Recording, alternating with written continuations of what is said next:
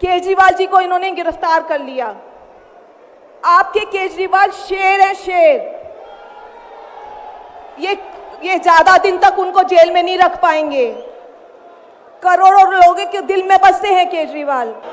झारखंड झुकेगा नहीं, इंडिया झुकेगा नहीं और इंडिया रुकेगा नहीं। नमस्कार दोस्तों, इंडिया गठबंधन के महान रैली में विपक्ष के कई नेता के भाषण में से सबकी नजर दो औरत पर थी, सुनीता केजरीवाल और कल्पना सोरेन पर। सुनीता केजरीवाल ने इस मौके पर अरविंद केजरीवाल का भावनात्मक संदेश भी पढ़ डाला। सबसे दिलचस्प बात यह है दोस्तों, चाहे सुनीता केजरीवाल हो या कल्पना सोरेन, दोनों में आत्मविश्वास की थोड़ी सी भी कमी नहीं दिखाई दे रही थी। सुनीता केजरीवाल का गला कभी कभी फंस रहा था, ऐसा लग रहा था कि यह इमोशनल हो रही थी, मगर इसके बावजूद केजरीवाल का संदेश देने से नहीं चुके और बहुत ही असरदार तरीके से वही आत्मविश्वास जो कि कल्पना सोरेन में दिखाई दिया। दोनों एक दिन पहले मिली थी और उन्होंने कहा कि हम सब मिलकर भाजपा से लड़ेंगे, और बहुत ही असरदार तरीके से वही आत्मविश्वास कल्पना सोरेन में दिखाई दिया। दोनों एक दिन पहले मिली थी और उन्होंने कहा कि हम सब मिलकर भाजपा से लड़ेंगे। सबसे पहले दोस्तों मैं आपको बतलाना चाहता हूं किस तरह सुनीता केजरीवाल ने अरविंद केजरीवाल का संदेश इंडिया गठबंधन की इस महारैली के जरिए देश की जनता के सामने रखा। आज आपके अपने केजरीवाल ने जेल से आपके लिए एक संदेश भेजा है। इस संदेश को पढ़ने से पहले मैं आप लोगों से कुछ पूछना चाहूंगी। हमारे प्रधानमंत्री मोदी जी ने मेरे पति को जेल में डाल दिया। क्या प्रधानमंत्री जी ने सही किया? क्या आप सब मानते हैं कि केजरीवाल जी एक सच्चे देशभक्त और ईमानदार इंसान हैं? क्या आप मानते हैं कि केजरीवाल जी एक सच्चे देशभक्त और ईमानदार इंसान हैं? ये बीजेपी वाले ये कह रहे हैं कि केजरीवाल जी जेल में हैं, इन्हें इस्तीफा देना चाहिए। क्या केजरीवाल जी को इस्तीफा देना चाहिए? क्या उन्हें इस्तीफा देना चाहिए? केजरीवाल जी को इन्होंने गिरफ्तार कर लिया। आपके केजरीवाल शेर है, शेर। ये ज्यादा दिन तक उनको जेल में नहीं रख पाएंगे। करोड़ों लोगों के दिल में बसते हैं केजरीवाल। यदि आप सब इंडिया गठबंधन को मौका देते हैं, जिम्मेदारी सौंपते हैं, तो हम सब मिलकर ऐसे महान राष्ट्र का निर्माण करेंगे। केवल नाम में इंडिया गठबंधन नहीं है, दिल में इंडिया है, दिल में।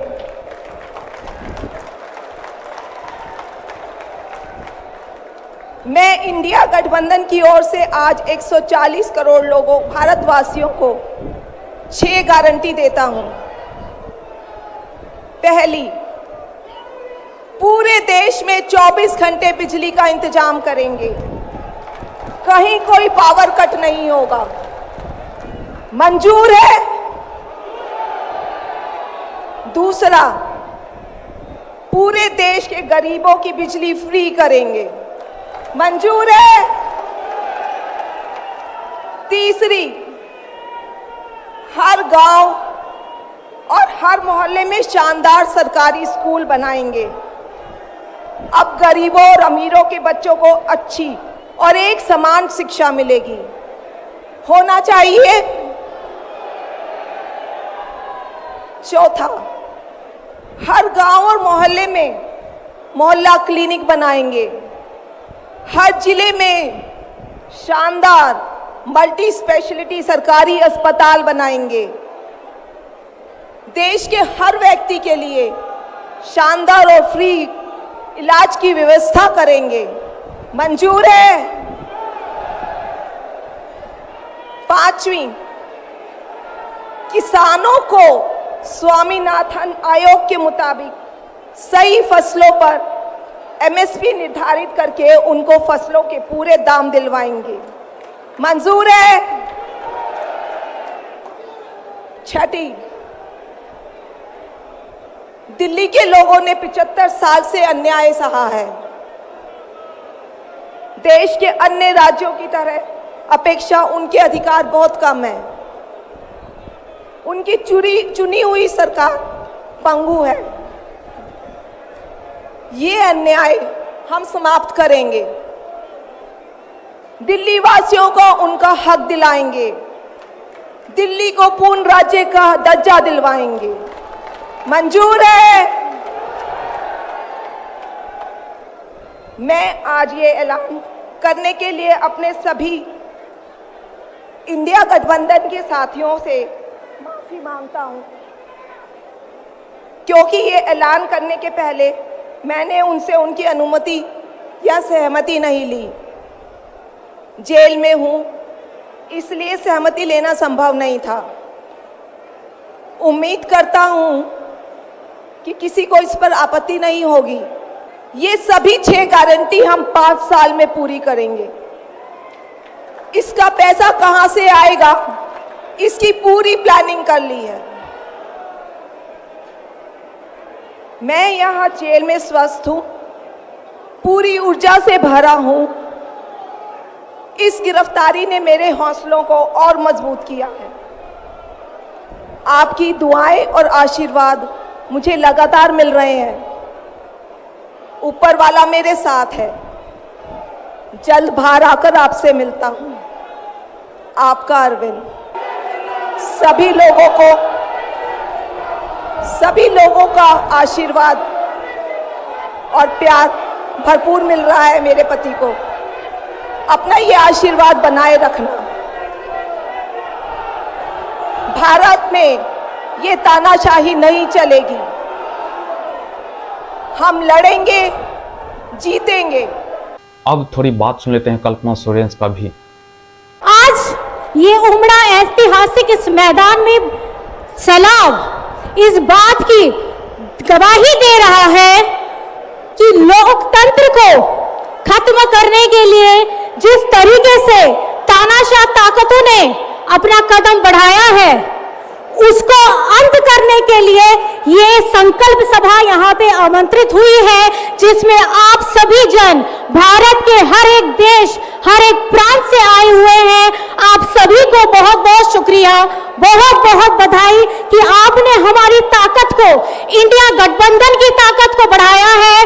आपके यहाँ उपस्थित होने से हम सब मंचासीन जितने पार्टी के कार्यकर्ता हैं, पार्टी के माननीय गण हैं, सभी को ताकत मिलती है, क्योंकि हमारी ताकत आप सब यहाँ भारत की 140 करोड़ की जनता है, जिनका बहुमत, जिनका हिम्मत, जिनका ताकत हम सभी को मिला है।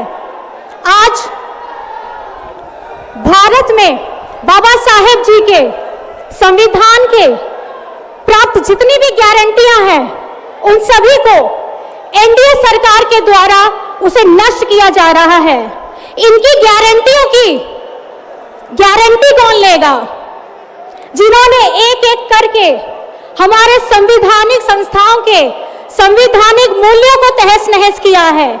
जिस ढंग से आज बेरोजगारी चरम सीमा पर है, जिस ढंग से आज महंगाई 7वें आसमान पर है, जिस ढंग से पूरे देश में नफरत की आग फैलाई जा रही है, जिस ढंग से हर एक जाति, हर एक वर्ग के अधिकारों की रक्षा के लिए भी यहां कोई नहीं खड़ा हुआ है। क्या कोई भी इस देश में बड़ा नेता हो जाए, वो सबसे बड़ा नहीं होता है।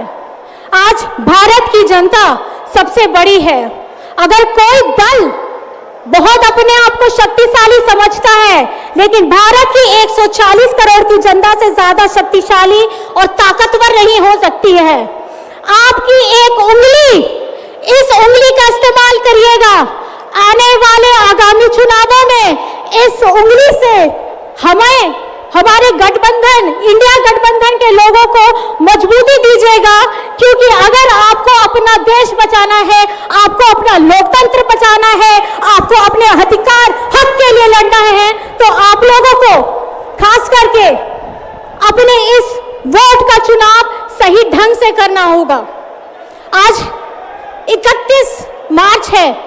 2 महीने पहले इसी दिन 31 जनवरी को हेमंत जी को जेल में डाला गया। 2 महीने से जेल में है। अरविंद केजरीवाल जी पिछले 10 दिनों से जेल में है। आज तक आरोप साबित नहीं कर पाए हैं कि किस लिए इतने दिनों तक उन्हें रखा गया है। आप जनता जनार्दन है, आप वहां अदालत है, आपसे ज्यादा ताकतवर कोई नहीं हो सकता है। तो आप अपनी मजबूती को, अपने ताकत को आने वाले सब समय में दिखा देना है कि पीछे बैठी यहां इंडिया गठबंधन को इतना मजबूत कीजिएगा कि आमने सामने खड़ी तानाशाह ताकत को यहां से उखाड़ फेंकना है। और मेरा यही कहना है, ये भूमि, ये मैदान की मिट्टी राम जी की रामलीला की कहानी बताती है। हम सभी को ये याद रखना है कि श्री राम भगवान जी ने अपने युद्ध करते समय में भी नीति, नियमों और आदर्शों का पालन किया था।